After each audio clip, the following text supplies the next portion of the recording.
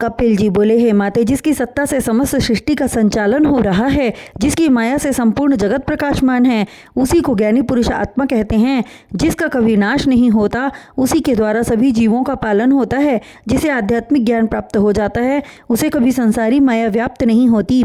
वह प्राणी हर प्रकार के मोह बंधन को त्याग कर स्वयं को अर्थात अपनी आत्मा को परमात्मा के साथ लीन कर लेता है। हे माते, कपिल जी ने अपनी माता देवहूति को संबोधित करके कहा, आत्मा और परमात्मा के बीच बहुत थोड़ा सा अंतर है। परमात्मा में आत्मा का अंश मिला रहता है, उतना ही अंतर उन दोनों के बीच होता है जितना अंतर आँख और नाक के बीच है। परमात्मा अर्थात परमात्मा फिर भी प्राणी मोह बंधन के कारण परमात्मा के स्वरूप को नहीं जान पाता। परमात्मा का अंश जब तक शरीर में विद्यमान रहता है तब तक प्राणी चलता है, बोलता है, खाता पीता है, किंतु आत्मा के निकलने से सुंदर शरीर निर्जीव होकर पृथ्वी पर पड़ जाता है एवं सड़ने गलने लगता है।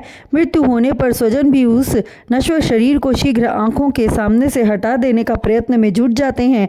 अतः नश्वर शरीर से प्रीति न करके प्राणियों को उस अविनाशी रूप से प्रीति करनी चाहिए जो कभी नष्ट नहीं होता, जो अनादिकाल से चला आ रहा है, जिसे ज्ञानी पुरुष परमात्मा कहते हैं। इस शरीर में एक साथ 24 तत्व निवास करते हैं। पृथ्वी, आकाश, जल, वायु एवं अग्नि को पंच महाभूत कहा गया है। रूप, स्वाद, स्पर्श, गंध तथा शब्द जो कानों को द्वारा सुनाई देता है, उसे पांच तन्मात्रा कहते हैं। नाक, कान, मुंह, त्वचा, नेत्र, जिह्वा, हाथ, पैर, गुदा एवं लिंग को ज्ञानी लोगों ने इंद्रियों का नाम दिया है। मन, बुद्धि, चित्त एवं अहं भाव को प्राणी के अंतःकरण की वृत्तियां कहते हैं। निश्चयात्मकता, संकल्प, चिंता एवं अभिमान भी तत्व रूप हैं।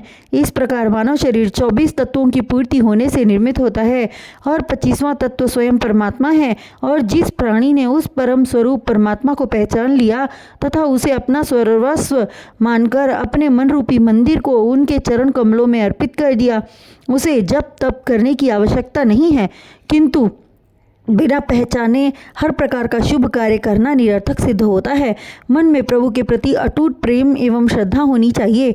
श्रद्धा से भक्ति प्राप्त होती है और भक्ति से प्रभु की प्राप्ति। अतः एक एक सीढ़ियों को पार करते हुए उन तक पहुँचने का प्रयत्न करने वाला प्राणी सफल होता है।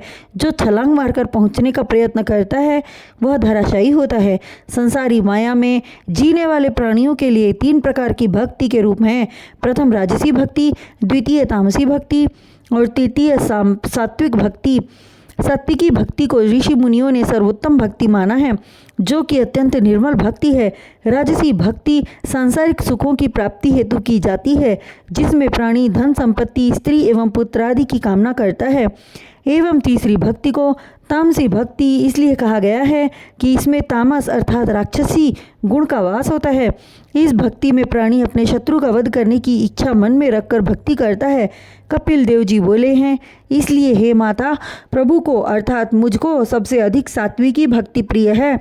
मेरे चरणों का स्मरण करना ही भक्ति है, किंतु सच्चे मन से। जो मनुष्य राजसी एवं तामसी करते हैं, मैं उनकी इच्छाओं को भी पूर्ण करता हूँ।